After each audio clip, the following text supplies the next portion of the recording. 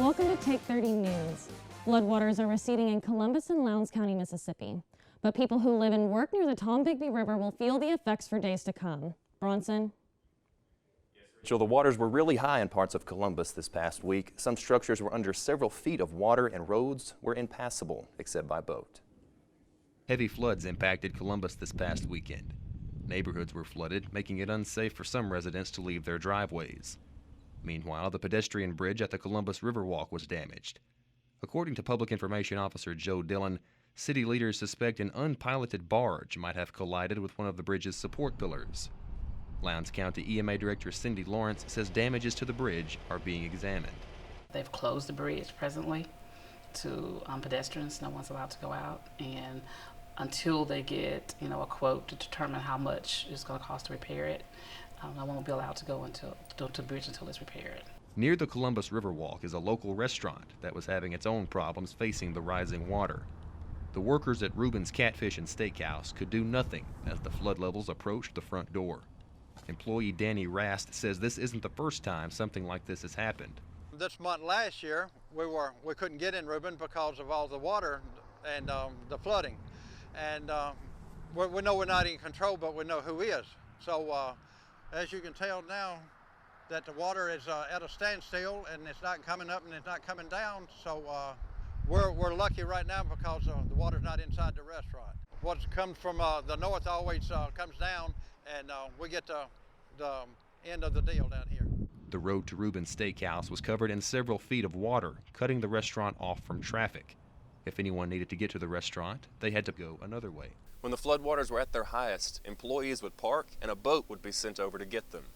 Rast says he's disappointed the flooding happened on this particular weekend because they will have to be closed on one of their busiest days of the year. Affecting everybody right now, especially tomorrow, the biggest holiday of the year, Valentine's, and everybody wants to take their sweetie out and wine and dine them. So you see what we're going to be doing. We're going to be fighting the water.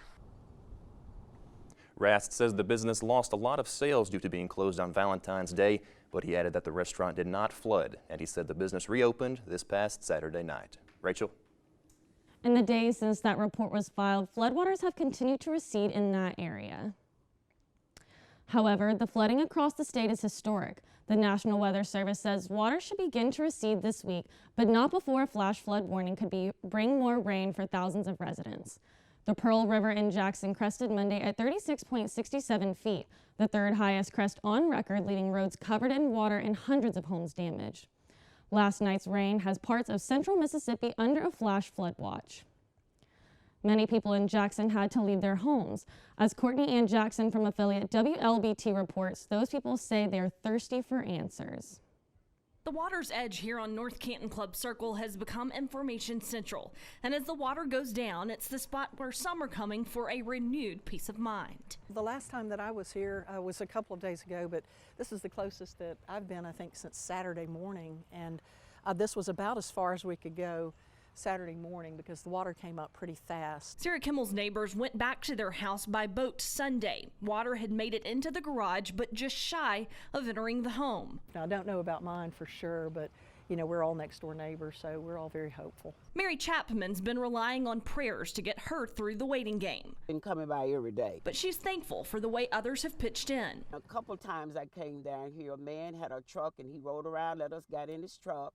And we rode around with him in his truck to check on our houses, and that's a blessing within itself. Montez Mack hasn't been as lucky. I'm on YouTube looking at drones. I have friends, they have their drone pictures, sending me pictures, YouTube videos, things of that nature.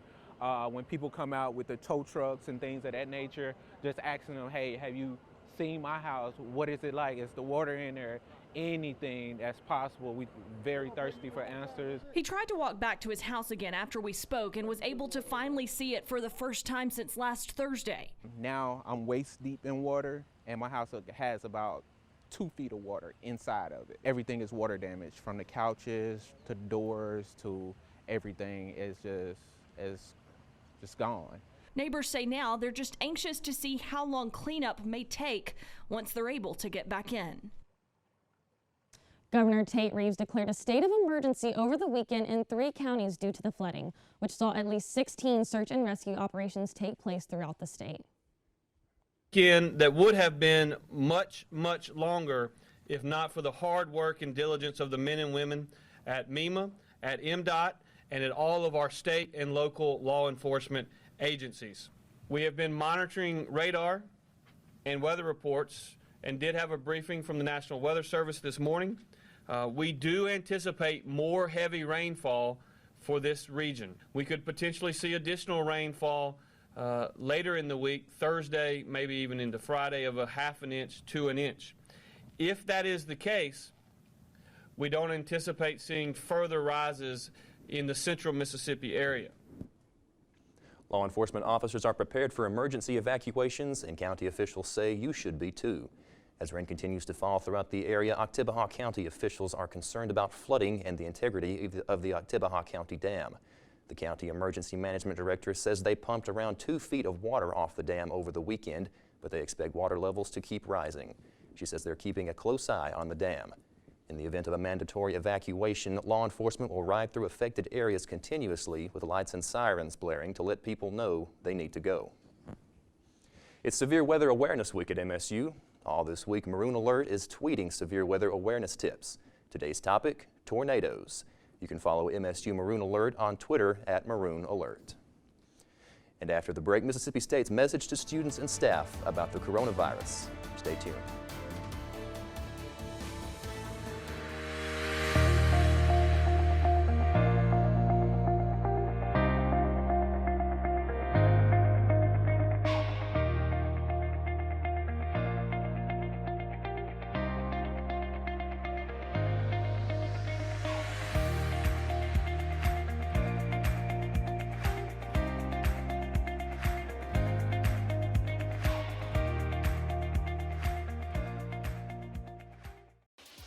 This is the best thing going at Mississippi State right now. We are doing so many different things that we learned in the classroom that we are now getting to apply that I didn't even think that we would get to apply. It's really invaluable. People that you meet, the connections that you're gonna make are priceless as well. PRISM is gonna prepare you for the future. You're getting something that most college students don't get in this major. Just go for it. Like, there's really nothing to lose. You can only go up. The real world experience is here while also getting the college credit. There's so many different aspects to it outside of public relations. We can use anybody's interest and anybody's expertise to really kind of go into public relations, because public relations is really all-inclusive. Don't let the name hold you back from applying, because we do need more people other than public relations.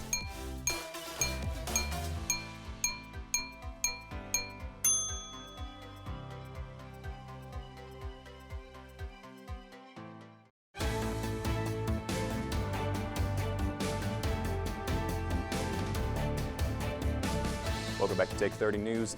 An investigation is underway after 2 Alcorn State University students were shot to death Monday night. Mississippi Bureau of Investigation identified the 2 students who were killed as 22-year-old James Carr and 19-year-old Tahir Fitzhugh. The 2 other students were also injured in the shooting. The one taken to the University of Mississippi Medical Center. There is no word on the condition of the other injured student. According to Claiborne County Sheriff Edward Goods, an unnamed suspect is in custody. He was captured in Adams County. The sheriff added that other arrests are possible in this ongoing investigation. Michael Bloomberg, come on down. The former New York mayor qualified for tonight's Democratic debate. It's just before the Nevada caucuses. The other 5 candidates slated to be on stage with Bloomberg have shown an ability and even an eagerness to go after the new entrant. The debate will air live at 8 tonight on NBC and MSNBC, and it will stream on NBC and MSNBC web and mobile platforms. It will also air on the Nevada Independence website. Mississippi State University is continuing to monitor the coronavirus. In an email sent out to students Monday night, the university said that there are no known cases of the illness on campus, but that they were in constant contact with the Mississippi Department of Health. They also included tips on how to stay healthy, such as avoiding unnecessary contact with people and regularly disinfecting surfaces.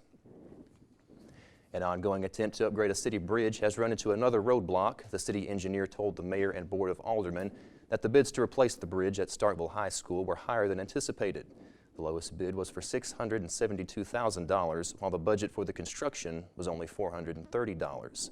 The plans to replace the bridge had been in the works since 2018.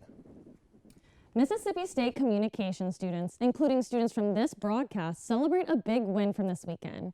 16 MSU communication majors took home awards from the Southeast Journalism Conference hosted this year by Southern Miss. The communication department chair says that's the most awards MSU has won at the competition since 2005. The conference, called SEJC for short, is a competition that allows students from colleges throughout the Southeast to submit samples of their work in journalism for judging. The conference also has on-site competitions.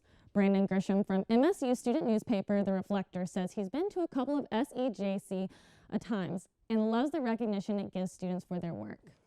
As a collection of journalists, I think it's really interesting to see people come together and share ideas, but it's also interesting to see that they get recognition for the work that they've done over the course of the year. And it's always exciting to see people come together and share that mentality. Take 30 News received a first place award for Best College Video News Program and an award for breaking news coverage in 2019. Chances are you've seen her, but probably not quite like this. Why a well-known local news anchor was honored when Take 30 returns. Prism is a full-service media marketing agency that students are the ones that do these communication projects for off-site clients. What excited me about it was that it gave me that real-life PR firm experience. I really wanted that real-world experience. I wanted to be able to feel like I was working in an environment that was actually like making a difference. We're not just turning in an assignment, you get a grade and you're done. We have to turn it in, but we also have to see it through to make sure that it's doing how we have expected it to do, to make sure that it's a well representation of our clients. I can write things down on paper all day, but it's very different when you're actually getting out there and like making those moves. We get to see our products come to life in a different aspect and seeing them go out into the real world. This is kind of mirrors that in a way, whereas like students, oh my gosh, students are literally working for clients and they're posting on this person's social media. Like it's like an internship, but at the same time, it's like, this is how it is in the real world. I love that moment where the things you've been learning in the classroom for the last like 2, 3, 4 years as a student in PR, the moment where it clicks and the moment where you're like, oh, that's why we do that, that's why we learn that, or that's why this makes sense, or that's why this is important, and getting to kind of see that moment or experience that moment for myself where I'm like, okay, that's why this, 20-page research paper I wrote last semester actually matters, and this is how I'm using it. The most rewarding part about working with a real-world client has to be just making connections. And you get to know people, you get to know, high up people. Every single day is 100% different than the next day, which makes it really fun and dynamic, and it's a really culture of agency lifestyle in itself. You never do the same thing every single day in an agency lifestyle, so we wanted to make sure Prism had that. If you want to be the person that stands out, on a resume or a job interview or anything like that, when they see Prism, that's what's going to make you stand out.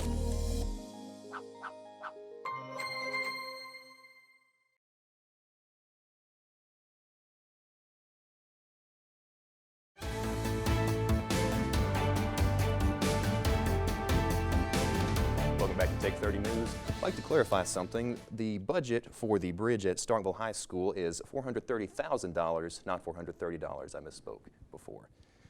Well, we are well into Black History Month, and MSU is celebrating by hosting several different events throughout February to celebrate. Take 30's John Lee has more on these events and the impact of Black history in the United States. History Month has been going on for a couple of weeks now at Mississippi State, and the university has been putting on many different events and seminars to celebrate this historical time of year. Events were held on February 12th and 13th, being a panel discussion about Black history education and a historical lecture. More events will be held on February 18th, 19th, and 25th, such as the biannual State of Black Men Symposium and an awards ceremony for African American History Month for poetry. It shows in our history, but most importantly, I think that it gives us an opportunity to learn those challenges that were faced prior to, and so it gives us an opportunity again to develop and to educate ourselves on Black history. Along with the events, places like the Mitchell Memorial Library has several exhibits up in areas like the John Grisham Room and the Special Collections area, showing off documents, clothing, and other things that belong to historical African Americans that impacted history. Black history is one of those things that's kind of glossed over in the history books. And so it's giving light to these marginalized communities, showing off their successes. And I feel like when Black history is covered in the history books, it's usually about the oppression of these communities. This is highlighting the success. We have Myrna Colley, how she's overcome oppression, and all the good work that she's doing as a professional costume designer. Black History Month is in full swing at MSU, and this college fair is just one of the many things going on at the Black Men's Symposium, one of the most important events during this historical month. John Lee, Take 30 News. For more information about Black History Month at MSU, you can visit our website at www.bulldognews.msstate.edu. She's a familiar face, but there's a side of her you probably haven't seen. That's right, and she was born and raised in Starkville. You know her as WCBI's Andrea Self, but to others she is so much more. Self was one of the 10 women recognized during a Black History Month program at Aliceville High School in Aliceville, Alabama on Thursday, February 13th. The award she and the other honorees received was for African American influential women. The honorees were chosen by the principal and staff. Other honorees included Marva Gibson, the first African American mayor of Aliceville, and Olympic gold medalist and Tuscaloosa, Alabama native Lily Leatherwood. Each woman was introduced to the student body, staff, and community during a special ceremony and presented a plaque. I started reporting and anchoring in 2000. Andrea Self has been a household name for residents in North Mississippi and Northwest Alabama for the last 2 decades. But who is she when she leaves WCBI? First and foremost, being a mother to my 10-year-old and a wife. But I also spend a lot of time in community service organizations. I'm active with my sorority, Alpha Kappa Alpha sorority. Self's outstanding work in the community is noticed. That's why she was honored. Any opportunity that the outside community asked her to do, Andrea is always, I'll do it, yeah, I'll do it, no problem. And always has that smile on her face. Most people know her as a local news anchor for WCBI, but when the TV turns off, she is so much more. Let us know what image you want. Self is also a part-time instructor for broadcast performance at Mississippi State University. When I was sitting in the classroom and she first walked in, I was like, oh, okay, that's somebody that looks like me. And it's really inspirational and motivational to me. I want to make an impact. I want to be influential, to all people, but particularly to African American young girls who often don't see positive representations of themselves in the media. I truly do think that Miss Self deserves an award like that. Me personally, being an African American young woman, she is so inspirational to me. Self says being an inspiration to all people is important to her. That you can do whatever you want to do if you set your mind to it, if you work very hard, and that you don't have to be all things to all people, but you do what you can do, but you do it to the best of your ability. Self can be seen on WCBI at 5 and 6 p.m. on weeknights reporting the local news. And you can catch her at 9 a.m. on weekdays on Mid-Morning with Andrea. It's now time to turn things over to Take 30's Will Huff for sports. Will? Thanks, guys. Coming up, we've got more on the Astros cheating scandal, a Mississippi State player headed to the NFL Combine, and more. Take 30 Sports is on deck.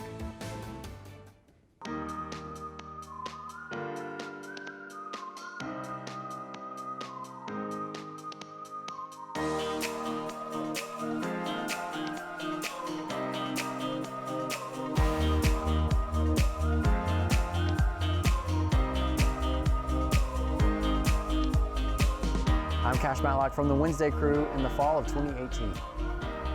Learning, growing, becoming. Take 30 News at MSU.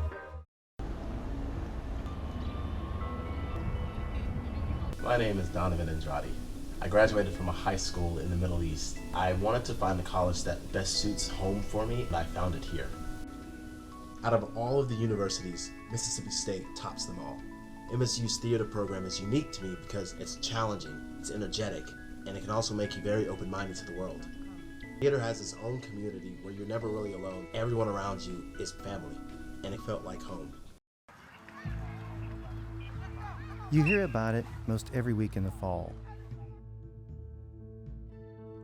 Some player, somewhere, is fighting for his life after a head injury. Those are the days when the game stops being a game. So I started thinking about armors in nature. For example, rams are protected when they collide. Could that guiding principle be applied to football helmets? We're replicating this process with the hopes of reducing concussions. We're taking strides to save lives. Why do we do this? For the praise? To be esteemed as research pioneers? No, not at all. This is for them, the kids, and making sure the game keeps being a game.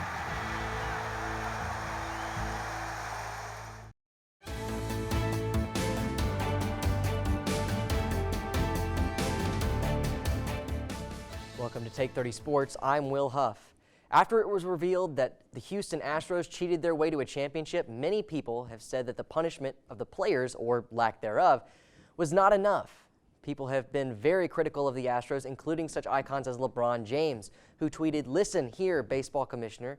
Listen to your players speaking today about how disgusted, mad, hurt, broken, etc., about this." The anger at Astros players is especially prevalent. Players were heckled at their batting practice, and William Hill Sportsbook even set an over-under for the Astros batters to get hit by a pitch during the 2020 season at 83.5. Major League Baseball Commissioner Rob Manfred has stood by the original punishment. NASCAR fans have been holding their breath since Monday night. On the last lap of the Daytona 500, in the pushing and bumping of the for first place, driver Ryan Newman's car goes airborne, flips, and then gets hit on the driver's side door area. Emergency medical crews rushed to his car when it came to a stop some 600 feet down the track. According to sources, Ryan Newman was released from the hospital just a few hours ago. Roush Fenway Racing released an update on Ryan Newman today, saying that he is, quote, in great improvement after Monday night's wreck. The 19-year racing veteran is fully alert and walking around with his two daughters. There is no timetable for his return to the racing track. His wreck came almost 19 years to the day after legendary driver Dale Earnhardt Sr. died on the track. President Trump was there and at the race on Sunday with "Gentlemen, start your engines." The president served as Grand Marshal and even took a lap around the racetrack in his limousine, nicknamed the Beast. The drivers ran 20 laps before rain caused the first of 3 hours worth of delays. The NFL Combine is set to begin on February 23rd at Lucas Oil Stadium in Indianapolis. One player who has an invite is Mississippi State's own Chauncey Rivers. Rivers, who hails from the same Georgia high school as MSU alumni Montez Sweat, is a defensive lineman who came to Mississippi State in 2017. He started 26 games in the last 2 seasons and had a total of 67 tackles, 15 tackles for a loss, and 7.5 sacks. The Mississippi State baseball team opens their season with a bang. The Diamond Dogs swept the Wright State Raiders in their first 3-game series of the season. Mississippi State's ball game against Samford University was canceled due to weather, but the Dogs' next game is against Oregon State on Friday, February 21st at 1 o'clock. The game is, of course, a rematch of the College World Series. The game will be the first of a 3-game series. That's all the time we have. Be sure to stick around because there was a wedding at Whataburger. This is why this couple found that this was the ideal spot when Take 30 returns. Everyone remembers their favorite teddy bear, the reassuring love of their first puppy. They comforted us and made us laugh. For children battling abusive situations or post-traumatic stress disorder, the memories aren't as pleasant. That's why at Mississippi State University, we're pioneering a robotic technology that brings healing to those exposed to traumatic situations. Known as Therabot, MSU's robotic beagle includes lifelike features that allow it to move in ways that are both natural and nurturing. Its ultimate goal? To bridge the gap between 2 types of effective therapy, using real animals and their plush counterparts for emotional assistance. At MSU, we're proud to be changing the game in therapeutic recovery. Even prouder to be putting lives back together again.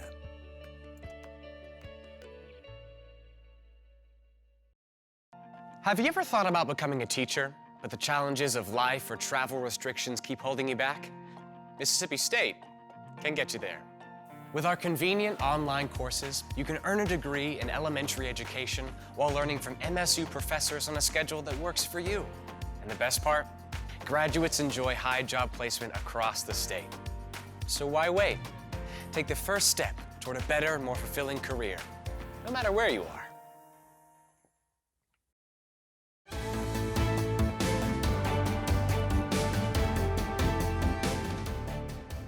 Welcome back. It is the centerpiece of all things Disney.